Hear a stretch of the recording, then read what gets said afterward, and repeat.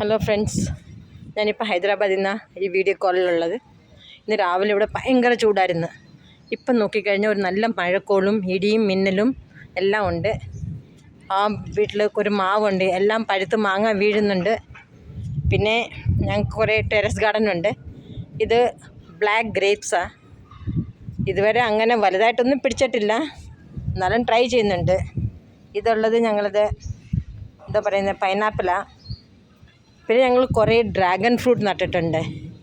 Dragon fruit എന്ന് വെച്ചാൽ കഴിഞ്ഞ വർഷം ഞങ്ങൾ ഒരു 4-5 എണ്ണം ഞങ്ങൾക്ക് കിട്ടി. ഇത് നല്ല പിങ്ക് കളറാണ്.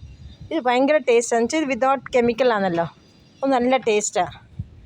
പിന്നെ ഈ വരുന്നത് ഞങ്ങൾ കണ്ടേ, നമ്മൾ തുമരം പരിപ്പില്ലേ, സാമ്പാർ പരിപ്പ്, അതിൻ്റെ ഒരു പ്ലാന്റാണ്. അത് പിടിക്കാറുണ്ട്, കായ്ക്കാറുണ്ട്, നല്ലപോലെ കായ്ക്കാറുണ്ട്, ഇടയ്ക്കിടയ്ക്ക് കായ്ക്കാറുണ്ട്. പിന്നെ ഈ 20 ലിറ്റേഴ്സ് വാട്ടർ ക്യാനിൽ ഞങ്ങൾ 2-3 മുരിങ്ങ നട്ടിട്ടുണ്ട്. ഈ വർഷം ഞങ്ങൾക്കൊരു 10-15 മുരിങ്ങയൊക്കെ കിട്ടി. ഇതൊരു മാവ് നട്ടിട്ടുണ്ട്, വരുന്നുണ്ട്.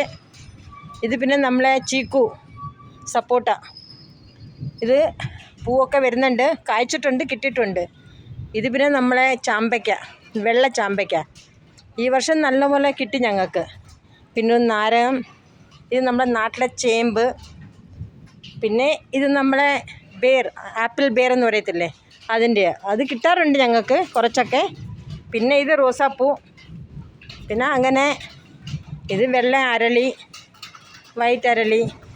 ഇത് പിന്നെ ഇല്ല മോസമ്പി എന്ന് പറയത്തില്ല, അതായത് ഇത് പിന്നെ ഇതാ മാവ് പൂക്കുന്നുണ്ട്, പോകുന്നുണ്ട്. പിന്നെ ഇത് മാതളം, ഇഷ്ടംപോലെ മാതളം പൂ വരുന്നുണ്ട്, കിട്ടിയിട്ടുണ്ട് മാതളക്ക. ഇത് പേര, ഇത് നമ്മളെ വലിയ പിങ്ക് കളർ പേര, ഒരെണ്ണം വലുതാകുമ്പം ഒരു 1.5 കിലോ കാണും ഇത്.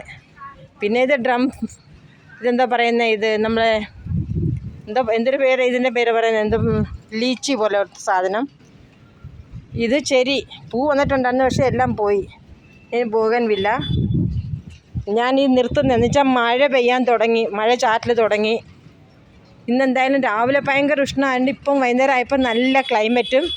അതുകൊണ്ട് ഞാൻ ടെറസ് ഗാർഡനിൽ വന്ന് ഈ വീഡിയോ എടുക്കാൻ കാരണം.